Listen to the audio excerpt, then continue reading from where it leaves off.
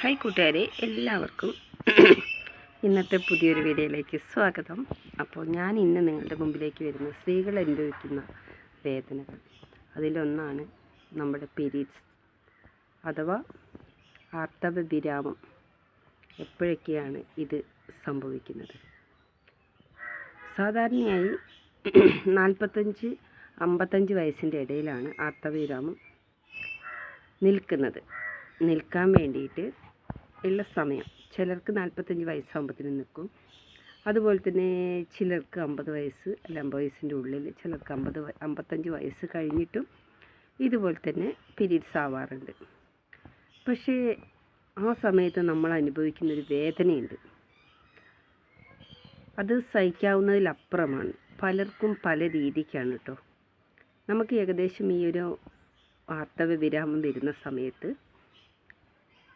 ക്രമം തെറ്റിയുള്ള പീരീഡ്സ്, ചിലർക്ക് കൂടുതലായിട്ട് ബ്ലഡ് പോകും, ചിലർക്ക് അതിനും വേണ്ടി ബ്ലഡ് കുറവായിരിക്കാം.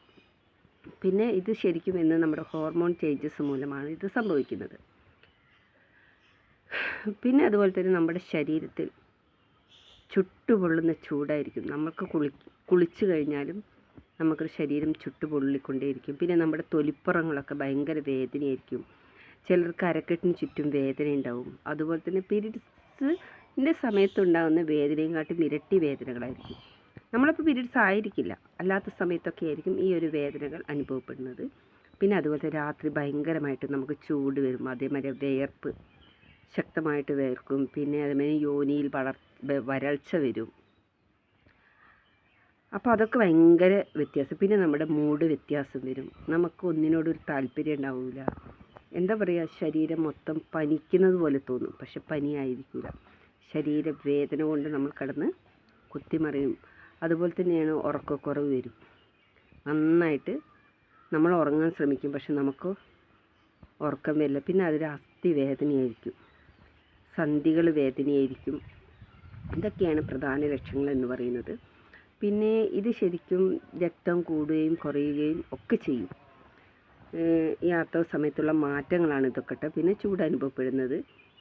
പിന്നെ അതുപോലെ തന്നെ നമുക്ക് മൂത്രാശയ പ്രശ്നങ്ങളുണ്ടാവും, ഇൻഫെക്ഷൻ്റെ പ്രശ്നങ്ങൾ വരും. അതുപോലെ എപ്പോഴും മൂത്രമൊഴിക്കാൻ പോവണം എന്നുള്ളൊരു തോന്നൽ വരാം. പിന്നെ ശാരീരികമായിട്ടുള്ള മാറ്റം, ഭയങ്കര ക്ഷീണമായിരിക്കും. നമ്മൾ എന്ത് ചെയ്തിട്ടും കാര്യമില്ല, ഭയങ്കര ക്ഷീണമായിരിക്കും. അതുപോലെ തന്നെ ഓർമ്മക്കുറവും ഉണ്ടാകാറുണ്ട്. അപ്പോൾ ഈ ഒരു സമയത്ത് ശരിക്കും നമ്മുടെ ലേഡീസിന് കെയർ കൊടുക്കേണ്ട ഒരു സമയമാണ്. നമ്മൾ വീട്ടിലുള്ള ആളുകൾ കൂടി ഇതിനൊരു സപ്പോർട്ട് കൊടുക്കുമ്പോൾ നമുക്ക് കുറച്ചൊരു ആശ്വാസം കിട്ടും. നമ്മൾ പീരീഡ്സിൻ്റെ സമയത്ത് തന്നെ ശരിക്കും നമുക്ക് അങ്ങനെ ഒരു വേദന വരുന്ന സമയത്ത് നമ്മുടെ ഹസ്ബൻഡായാലും നമ്മുടെ മക്കളായാലും നമ്മൾ അവഗണിക്കുമ്പോൾ നമുക്ക് കൂടുതൽ മാനസിക പ്രശ്നങ്ങൾ ഉണ്ടാവുകയാണ് ചെയ്യുന്നത്. അപ്പോൾ അതൊരിക്കലും നമ്മൾ അവർക്ക് വരുത്താനുള്ള കൊടുക്കരുത്. അപ്പോൾ അവർ കെയർ ചെയ്തില്ല വെച്ച് നമ്മൾ ടെൻഷൻ കൂടുതലാവാതിരിക്കുക. പിന്നെ ഇത് ഓവറായിട്ട് ബ്ലീഡിങ്ങോ കാര്യങ്ങളോ ഉണ്ടെങ്കിൽ തീർച്ചയായിട്ടും ഒരു ഡോക്ടറെ സമീപിക്കണം.